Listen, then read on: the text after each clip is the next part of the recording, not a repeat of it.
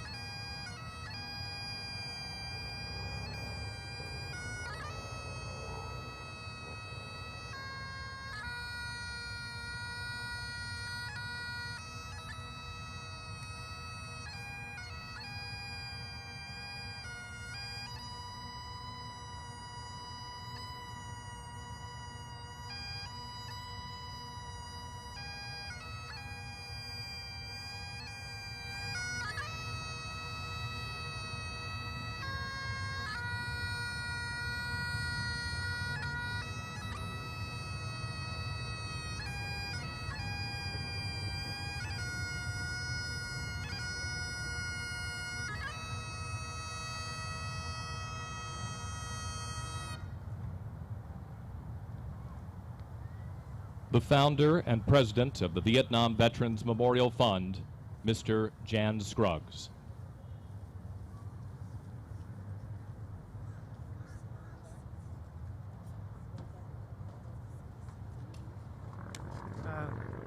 Well, please be seated. It's been a very amazing day, a very difficult day.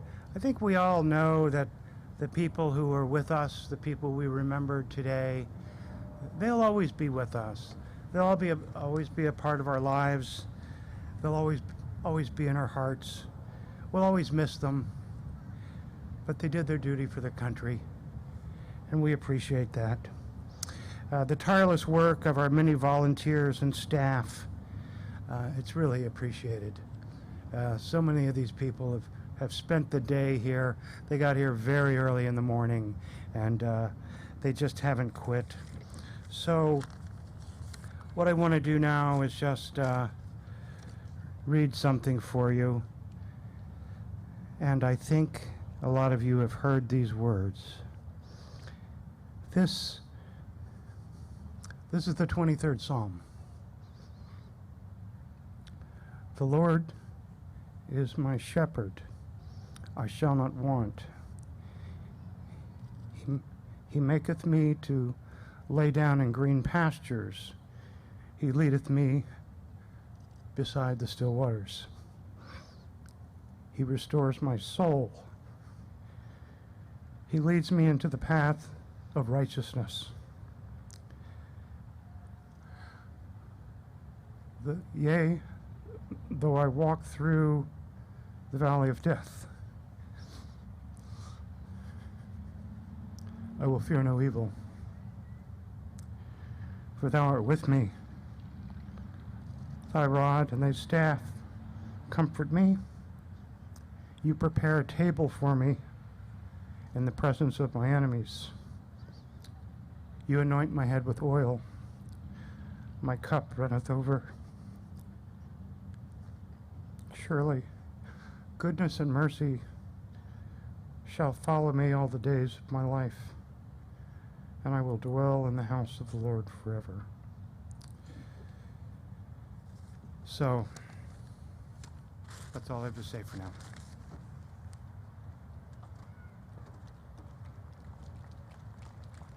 Ladies and gentlemen, we are honored tonight with the Secretary of the United States Army, the Honorable John McHugh.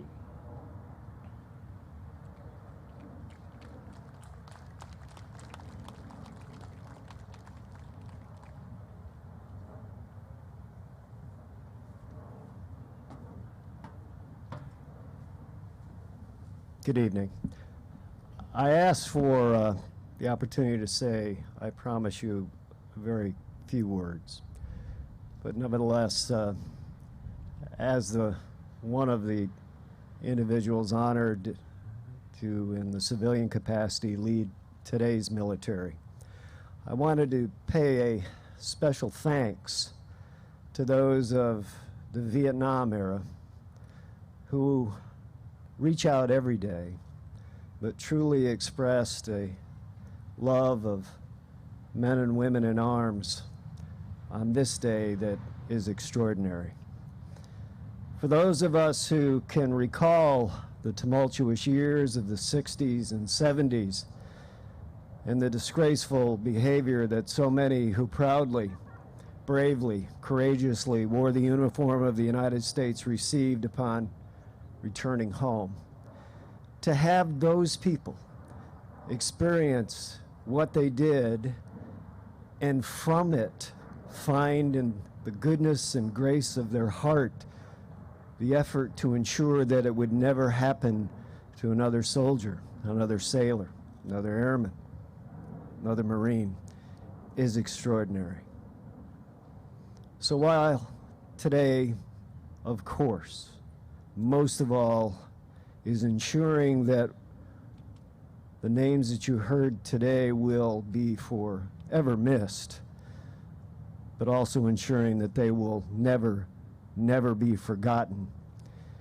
It should be a time as well to say thank you to those individuals and those organizations who are helping us remember what it means to be an American hero. God bless them. God bless the memories of these fallen heroes we've remembered here this day. God bless their families, their loved ones, and God bless America. Thank you.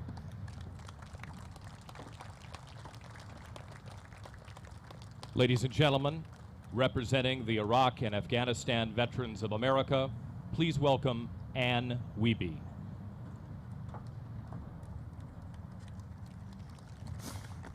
Hi everyone, thank you for being here today. My name is Ann Wiebe, and I proudly served as part of Operation Iraqi Freedom and Operation Enduring Freedom in 2003 and 2004 with the Michigan National Guard. Being here today as an Iraq and Afghanistan Veteran of America member and as an IAVA Leadership Fellow and speaking on behalf of my generation is truly an honor. Standing up at this podium, there's emotion, there's power, there's strength that comes from all of you. The hands and the hearts and the names that were read here today is just an incredible outpouring, and the symbol behind us has just been amazing here today. Being here at the National Mall, it's one of the greatest monuments to the thousands of Americans who made the ultimate sacrifice, and it's beyond humbling. This is a gathering of generations from two very different wars. But whether you served in Vietnam or you served in Iraq or you served in Afghanistan, they're all conflicts drenched in politics and drenched in emotion. But luckily, our country and people have changed in some ways since your homecoming. You were not greeted with hugs and handshakes. Today we are, and we know we're lucky for that. But you fought through the struggle. You persevered. You led Americans to recognize that we could disagree on the reasons to fight the war and whether to fight the war, but we still unite in the end to honor those that answered the call to serve. This is a debt that we can never repay.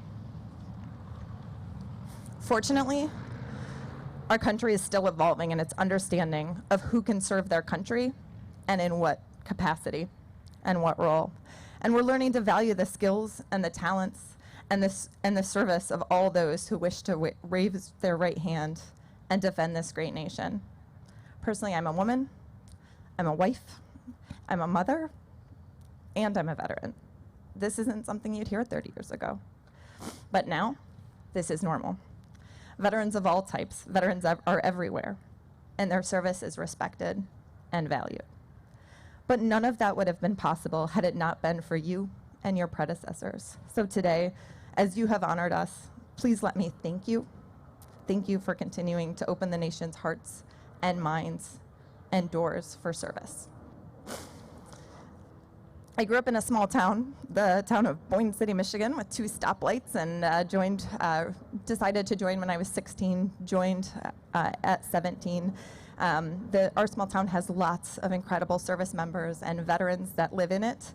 We lost one soldier, Private Jack Diner, and will forever be connected by the service and strong community. So I wanted just to mention the Michigander who was read here today. So on behalf of the nearly 3 million men and women who have fought in Iraq and Afghanistan in the post 9/11 era, and especially the 6,790 of us who did not return home, I say thank you. Thank you for remembering our service and their sacrifice. We heard all the names today, and I want all their loved ones to know that their lives will never be forgotten. They were brave individuals who answered when their nation was called upon them, and they've set an example of selflessness for the next generation. They were not lost in vain. So thank you. Thank you to the Vietnam Memorial Fund and to our supporters across the nation. On behalf of the Iraq and Afghanistan Veterans of America, I just want to thank everyone who made today possible.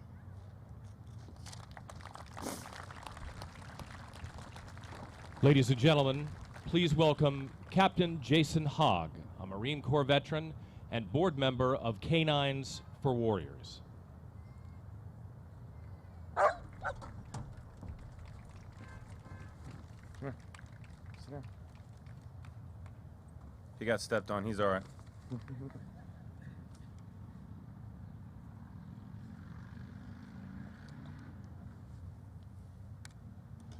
I had a long speech prepared, but everybody pretty much hit on everything that I had written down. The first thing I want to do is thank all the Gold Star mothers and fathers and wives that came here today, because I know how difficult it is to stand here and read the names of the ones that they lost. Because I've already shed the tears for the last 13 years of all the brothers that I lost over there and the 3 tours that I served overseas. And I want to thank everybody that's come here and read the names of all the fallen that we've had. But I also want to remember the 50,000 wounded that we've had that have come back and had to suffer through that, as well as the invisible wounds that we've had to suffer through as well.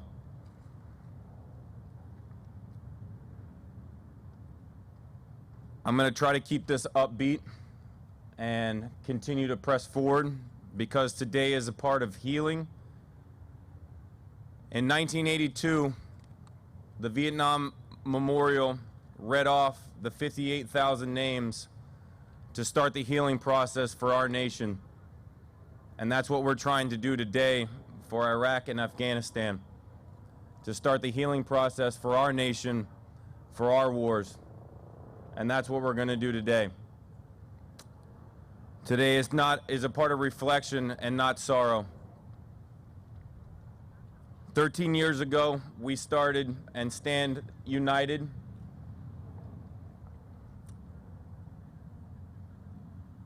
And as our conflicts came to an end, we must stand together, united, as our men and women not only have paid the ultimate sacrifice,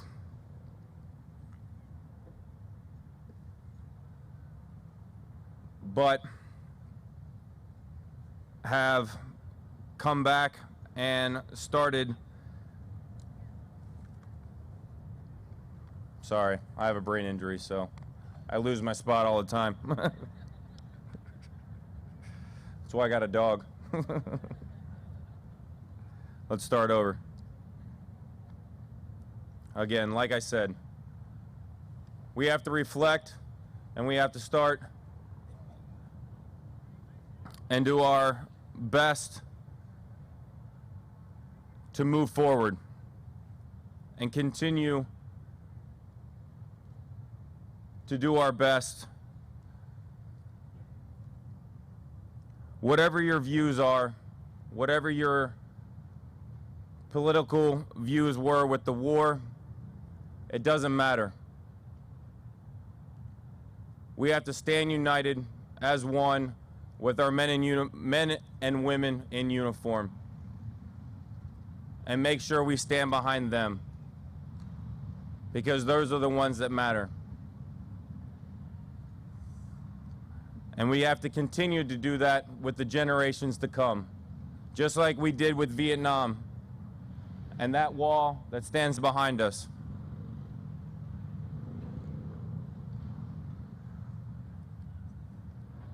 Because no matter what our job is, no matter what war comes next, we're going to stand up and we're going to do whatever it is that we're called to do. And we'll do it every single time.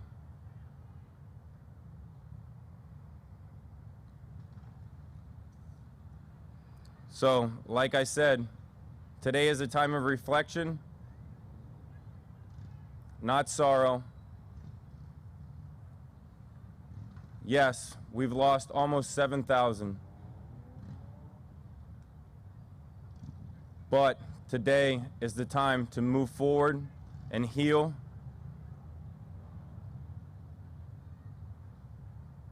And continue to reflect and love every single one of them that we lost.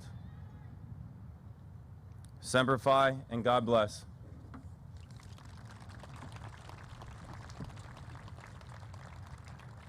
Ladies and gentlemen, please rise. And gentlemen, kindly remove your hats for the playing of taps.